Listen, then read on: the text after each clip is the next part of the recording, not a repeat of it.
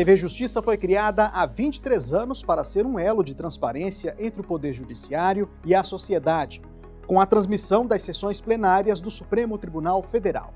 Ao longo dos anos, os tribunais superiores também passaram a ter os julgamentos transmitidos na emissora.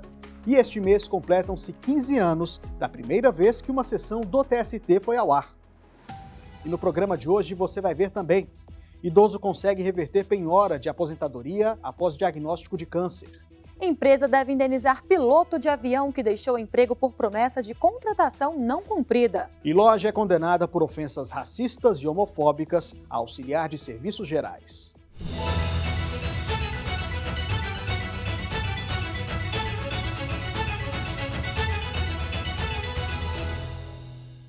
A gente começa o programa de hoje com decisão da Seção 1 de Dissídios Individuais.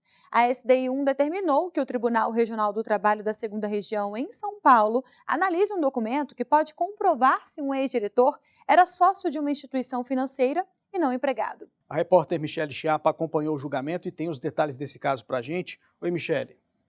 Oi, Anderson. Olá, Luana.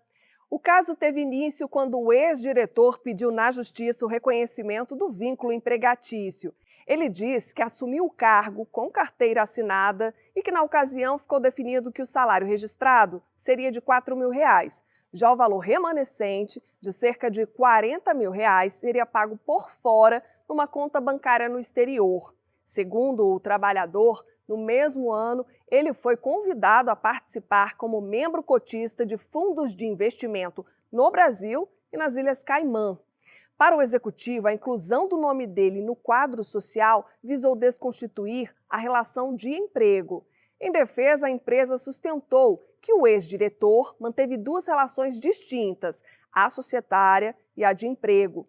O juízo de primeiro grau reconheceu o pagamento de salário por fora e condenou a empresa a pagar as diferenças sobre diversas parcelas, como férias, abono, 13º salário e fundo de garantia do tempo de serviço. A empresa recorreu ao Tribunal Regional do Trabalho da 2ª Região em São Paulo. A instituição apresentou uma decisão do Conselho de Recursos do Sistema Financeiro Nacional que poderia comprovar a condição de investidor e sócio do ex-diretor. Mas o TRT se recusou a examinar o documento. O entendimento foi mantido pela 2ª turma do TST e a discussão chegou à Seção 1 de Dissídios Individuais. O ministro Evandro Valadão foi o relator do caso. Ele destacou que a prova é elemento essencial ao contraditório e à ampla defesa. Ressaltou também que, de acordo com a súmula 8 do TST, a juntada de documentos na fase recursal só se justifica quando provado justo impedimento para sua oportuna apresentação ou se referir a fato posterior à sentença. Para o relator, quando documentos novos juntados aos autos deixam de ser apreciados no recurso ordinário, como ocorreu no caso, a decisão contraria a jurisprudência do TST. Entendo evidenciada a existência de contrariedade à súmula 8, a merecer o processamento do recurso de revista, foi o que diz, e reconhecida a alegada contrariedade à súmula 8, só nos resta, por consequência lógica, o provimento dos embargos. O ministro Hugo Scheuermann teve o mesmo entendimento. Sequer o tribunal poderia ter dito que esse documento pretendia a prova de uma tese inovatória. Como que eu vou dizer isso, se eu não conheço o documento? Como que eu trago isso para os tribunais superiores depois? Para as turmas e para aqui. Se eu tenho que ver se é tese nova ou não, se eu não tenho o documento, porque o documento não conhecido é documento inexistente nos autos. O ministro Augusto César abriu divergência. Para ele, a súmula 8 não foi contrariada. Eu penso que eu tenho que decidir a partir daquilo que foi estabelecido pela egrégia turma do Tribunal Superior do Trabalho para verificarmos se ela teria ou não contrariado a súmula 8. E, nesse contexto, eu penso que não foi realmente contrariada. Peço vênia ao eminente relator, ao ministro Evandro, e aos que já seguiram na mesma linha. Mas, por maioria de votos, a SDI1 aplicou ao caso a súmula 8 do TST. A SDI1, então, determinou o retorno do processo ao TRT de origem, que deve receber o documento da empresa e dar prosseguimento ao julgamento.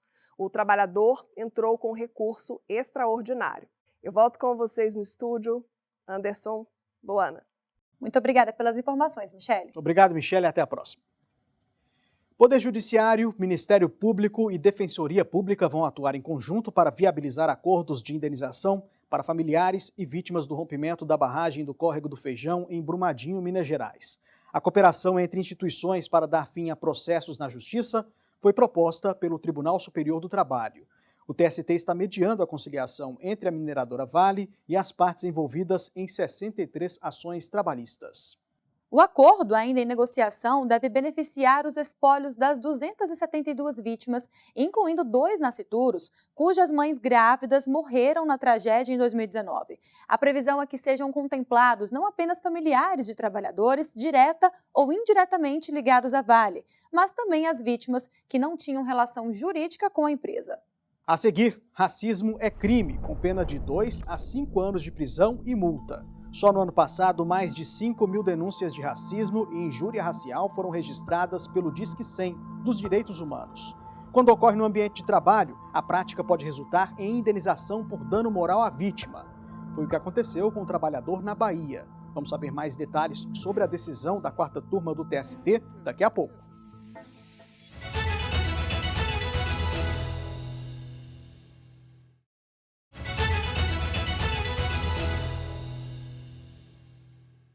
Um processo trabalhista pode durar 2 anos em média, mas ao conciliar, a solução de um conflito pode ocorrer em apenas um dia. E é justamente para incentivar a solução consensual que todos os anos a Justiça do Trabalho promove a Semana Nacional da Conciliação Trabalhista. E este ano, Anderson, a iniciativa será entre os dias 26 e 30 de maio. Se você tem algum processo tramitando na Justiça do Trabalho e quer conciliar, dá tempo de se inscrever. Basta preencher o formulário disponível no site do TST. E para tirar todas as dúvidas sobre como funciona a conciliação, acesse a página pelo QR Code que aparece na tela. Vamos agora para o giro de notícias das turmas do TST. Após ser diagnosticado com câncer de próstata, um aposentado conseguiu reverter a penhora de proventos que havia sido determinada para o pagamento de verbas trabalhistas de um jardineiro. A 2ª turma entendeu que a execução afrontou o princípio da dignidade humana. O jardineiro prestava serviços para a Companhia de Energia Elétrica de Minas Gerais, a CEMIG, por meio de uma empresa terceirizada. Na Justiça, ele pediu o pagamento de diversas parcelas trabalhistas e teve o pedido aceito em todas as instâncias. Em dezembro de 2023, em decisão monocrática, a ministra do TST, Liana Scheib, determinou a penhora de 30% dos proventos da aposentadoria do sócio da empresa para quitar a dívida, conforme a jurisprudência da Corte. Contudo, em maio do ano passado, após ser diagnosticado com câncer de próstata, o aposentado pediu a revisão da penhora. Ele alegou não ter condições de suportar a execução devido aos custos do próprio tratamento. O Tribunal Regional do Trabalho da 3ª Região, em Minas Gerais, acolheu o pedido. O jardineiro, então, recorreu ao TST na tentativa de restabelecer a execução. Ao avaliar o recurso, a relatora na 2ª turma, a ministra Liana Scheib, considerou que os proventos de aposentadoria são a única fonte de renda do sócio, situação comprovada pela declaração do imposto de renda. Observou ainda o fato de o aposentado estar com vários descontos de empréstimos consignados por conta do tratamento. Para a ministra, o caso é peculiar e a situação pode comprometer a vida do aposentado e representar afronta ao princípio da dignidade humana. A relatora destacou ainda o artigo 505 do Código de Processo Civil.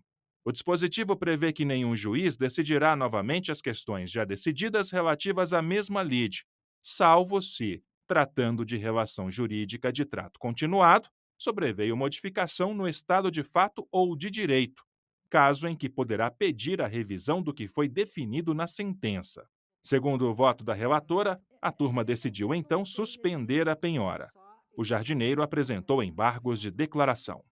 Um piloto de avião será indenizado em quase R$300 mil por ter recebido uma falsa promessa de contratação. Ele pediu demissão da empresa em que trabalhava e chegou a fazer um curso de especialização fora do Brasil, mas não foi contratado. Para a 1ª turma, o não cumprimento da promessa gerou prejuízos psicológicos e financeiros ao profissional. O piloto recebeu a promessa de uma empresa de distribuição de combustíveis. Pelo acordo, ele receberia salário de R$ 57.900 para comandar um jato executivo. Um mês depois, o profissional pediu demissão de onde trabalhava para fazer um curso de qualificação nos Estados Unidos.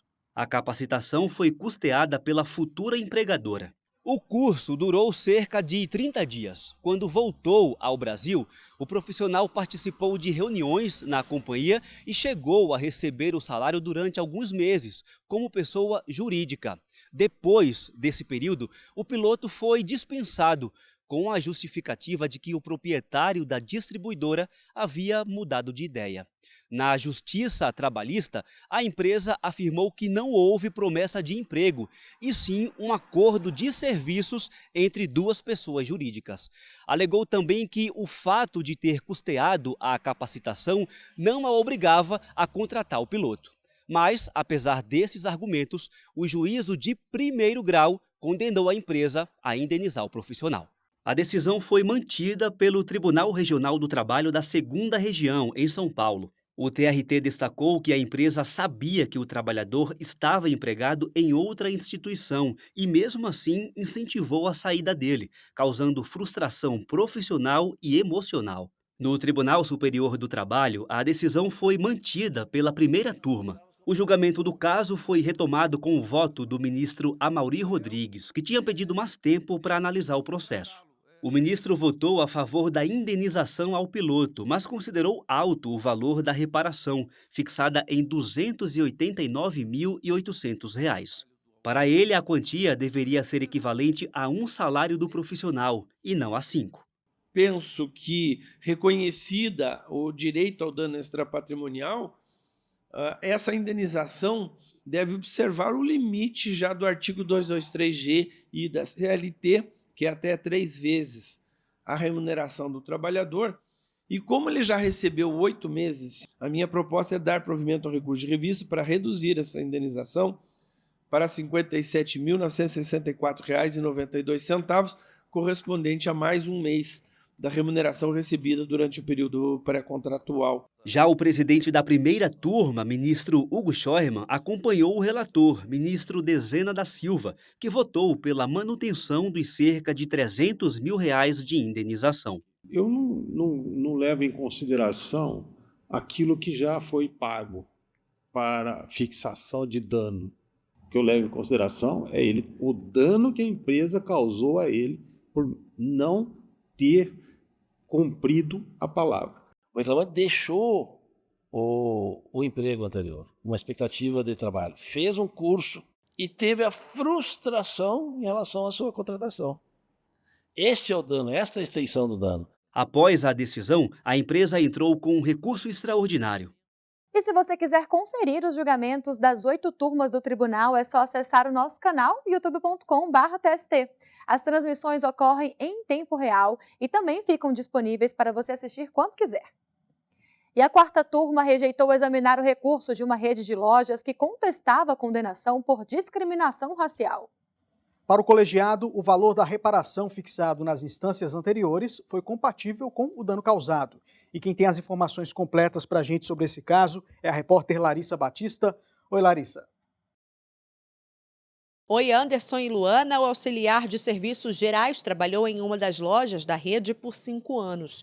Na ação trabalhista, ele disse que foi perseguido pelo chefe e humilhado em razão da classe social e da orientação sexual. Segundo o empregado, o superior o tratava com rigor excessivo, dava broncas em voz alta e o desrespeitava com comentários depreciativos. Em defesa, a empresa justificou que nunca recebeu nenhuma queixa do profissional sobre a situação. O Tribunal Regional do Trabalho da 5ª Região, na Bahia, manteve a condenação imposta em primeiro grau, mas aumentou o valor da indenização a ser paga ao trabalhador, de R$ 10 para R$ 30 mil. O TRT levou em consideração os depoimentos das testemunhas, que confirmaram os atos de discriminação. Insatisfeita com a decisão, a empregadora recorreu ao Tribunal Superior do Trabalho. O caso foi julgado pela 4ª turma. A relatora, a ministra Maria Cristina Peduzzi, considerou que a decisão do TRT apresentou fundamentos suficientes para aumentar o valor da condenação. A ministra lembrou que, de acordo com o entendimento do TST, A revisão do valor fixado a título de danos morais é excepcional e ocorre apenas quando o montante estipulado for irrisório ou exorbitante. Para a relatora, o valor de R$30 mil foi considerado compatível com o dano sofrido pelo trabalhador. Os ministros Ives Gandra e Alexandre Ramos acompanharam o voto. Volto com vocês. Obrigado, Larissa. Até a próxima. Depois do intervalo, todos os meses, a Biblioteca do TST seleciona materiais acadêmicos e jurisprudências sobre um tema relevante na Justiça Trabalhista. Tudo é catalogado para facilitar o acesso de estudantes de direito, profissionais da advocacia e outras pessoas interessadas no assunto. No próximo bloco, a gente traz o tema escolhido para o mês de abril. Não saia daí.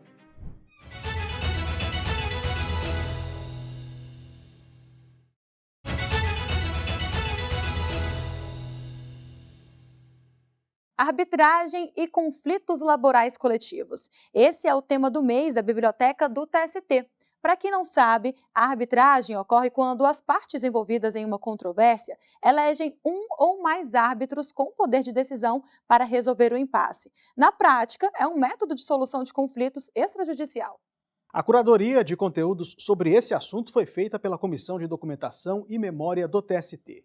Artigos acadêmicos e jurisprudência compõem a seleção. Para ver a lista completa, aponte a câmera do seu celular para o QR Code que aparece aí na tela. Você sabe qual foi o dia em que a primeira sessão do TST foi transmitida na TV aberta? Foi em 20 de abril de 2010. Mais especificamente, os julgamentos da Seção 1 de dissídios individuais. E para celebrar os 15 anos desse marco que ampliou a transparência do tribunal, a repórter Larice de Paula preparou uma reportagem especial. Vamos conferir. 20 de abril de 2010.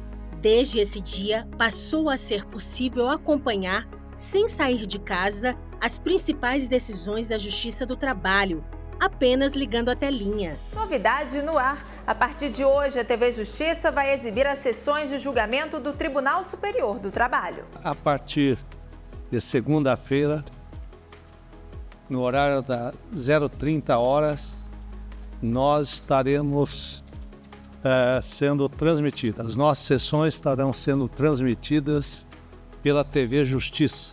Um marco na transparência da Corte Superior Trabalhista. É uma questão de cidadania, mostrar o que nós fazemos, como nós julgamos, o que é que nós julgamos, ir para a parte e também acompanhar os seus processos, ver como seus advogados atuam e mesmo que não sejam parte, ver como funciona a Justiça do Trabalho. Comungo inteiramente da preocupação de Vossa Excelência em dar transparência e visibilidade ao Tribunal Superior do Trabalho. Inicialmente, as sessões do TST eram gravadas e só depois levadas ao ar, sempre às terças e quintas-feiras. O ministro aposentado Carlos Alberto Reis de Paula, que era corregedor-geral da Justiça do Trabalho em 2010, lembra que a programação começou a ser veiculada pelo canal oficial do Poder Judiciário. Nós que trabalhávamos de forma quase que escondida, com a presença de advogados, de servidores e tudo, nós passamos, através da transmissão, a ver a nossa presença pelo Brasil afora. O que significou isso? Significou fundamentalmente uma aproximação da Justiça do Trabalho com a sociedade. Patrícia Rezende estava na equipe de rádio e TV que viabilizou as transmissões. Ela lembra que o tribunal, inclusive, estava à frente do tempo. As sessões de julgamento já eram transmitidas via internet pelo site do tribunal antes de chegarem à TV. O TST foi realmente o primeiro tribunal a transmitir todas as sessões de julgamento pela internet. Começou em 2009, houve uma demanda da administração, então nós fizemos uma parceria com a área de tecnologia da informação e começamos a transmitir pelo site do TST. Começamos aos poucos, claro, com as sessões de uniformização da jurisprudência, a SDI, depois fomos indo para órgão especial, SDC, até chegar às 8 turmas. No início, as transmissões pela TV Justiça se restringiam aos julgamentos que geravam mais debates. Em 2010, houve um convite da TV Justiça para que a gente passasse a transmitir também pela emissora. Por quê? Porque eles estavam separando uma faixa de horário só para os tribunais superiores. Na época, a gente ainda não tinha fibra ótica para fazer a transmissão ao vivo, mas a gente conseguiu se organizar para fazer um compilado semanal dos julgamentos. Para que os julgamentos do TST cheguem à sua telinha, uma equipe técnica trabalha duro nos bastidores. Por trás dos equipamentos de gravação estão operadores de imagens, de áudio, de geração de caracteres. Também tem acessibilidade com a interpretação da língua brasileira de sinais. E pensando nas pessoas que assistem aos julgamentos, há um cuidado por parte de quem aparece na tela. Ministros e ministras buscam tornar as discussões jurídicas relacionadas ao direito trabalhista compreensíveis para o público. Os votos são estudados com anterioridade, são preparados e enviados para que os outros ministros também possam ler e entender e para os julgamentos. Então há uma prévia preparação para isso, exatamente para que não existam dúvidas na sessão. Semanalmente, o TST transmite pela TV Justiça as 2 sessões de dissídios individuais. Já no YouTube também são transmitidos, em tempo real, os julgamentos das 8 turmas e da sessão de dissídios coletivos, além do órgão especial e do pleno. O material também está disponível no aplicativo TV Justiça Mais e ainda tem conteúdo em outras mídias sociais. Essas transmissões são muito importantes para redes sociais, por exemplo, como o Instagram, que hoje a gente publica trechos ali dos julgamentos. Isso gera debates interessantes, né, nas redes sociais.